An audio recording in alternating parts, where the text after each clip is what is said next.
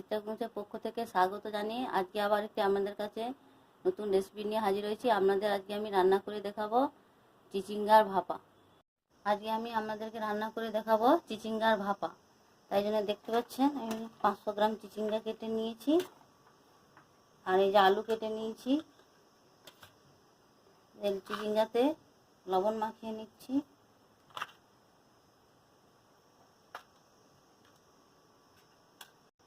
একসঙ্গে ধুয়ে রাখা আলুগুলোও চিচিঙ্গার মধ্যে দিয়ে মাখিয়ে নিচ্ছি।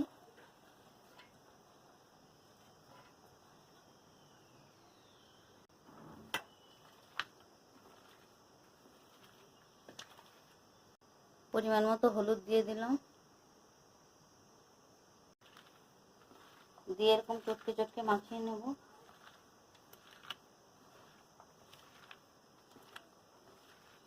চিংড়ি মাছ দিয়ে চিচিঙ্গার ভাপাটা করব, তার জন্য দেখতে পাচ্ছেন কতগুলো চিংড়ি মাছ নিয়ে নিয়েছি।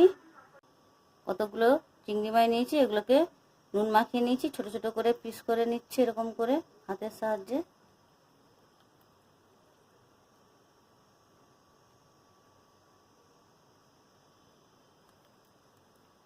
চিচিঙ্গা আলুতে যে নুন মাখিয়ে রেখেছিলাম 10 মিনিট, এর মধ্যে কয়েকটি মশলা দিয়ে দেবো। এবার একটা বড় সাইজের গোটা পেঁয়াজ এর মধ্যে মাখিয়ে দিলাম।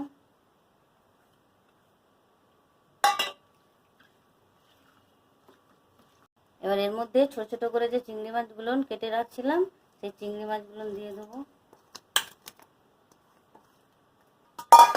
দিয়ে মাখিয়ে নিচ্ছি।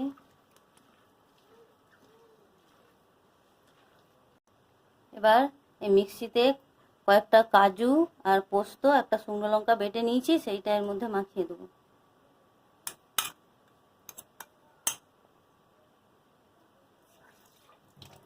এবার এই যে মশলাটা দিয়েছি, কাজু বাদাম আর পোস্ত, একটা শুকনো লঙ্কা যে বেটে নিয়েছিলাম সেইটা এর মধ্যে মাখিয়ে নিচ্ছি। এবার সরিষার তেল কাঁচা দিয়ে দিলাম অল্প করে। সবকিছু উপকরণ দিয়ে ভালো করে মেখে নিয়েছি।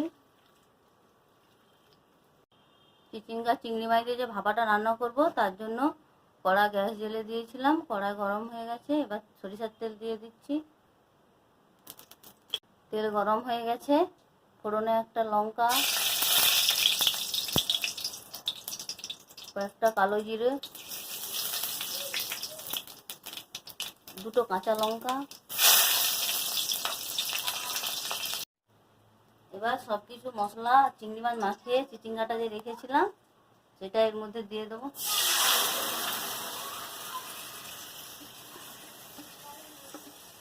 বেটে রাখা মশলার জলটা দিয়ে দিলাম।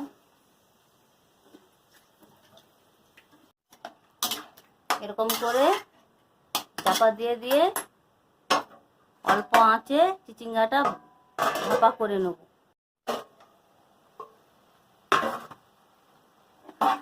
দেখতে পাচ্ছেন চাপা দিয়ে দিয়ে রান্না করে নিয়েছিলাম। রান্নাটা প্রায় হয়েছে, জলও শুকনো হয়ে গেছে আর সবকিছু সেদ্ধও হয়ে গেছে একসঙ্গে। চিচিঙ্গাতে নামাবার কিছুক্ষণ আগে অল্প করে একটু কাঁচা তেল দেবো।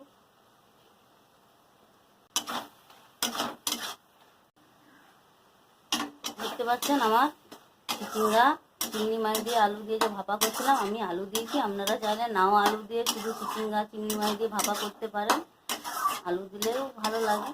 আমি আলু দিয়েছি।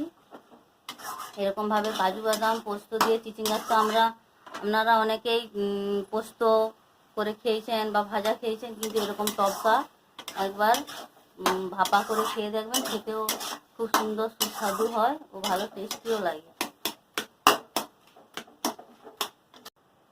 চিচিঙ্গা ভাপা রান্নাটা আমার হয়ে গেছে, এবার নামিয়ে নিচ্ছি। আমি এইখানে চিচিঙ্গা ভাপা রান্নাটা শেষ করলাম। আপনাদের যদি ভালো লেগে থাকে লাইক, কমেন্ট ও সাবস্ক্রাইব করতে ভুলবেন না।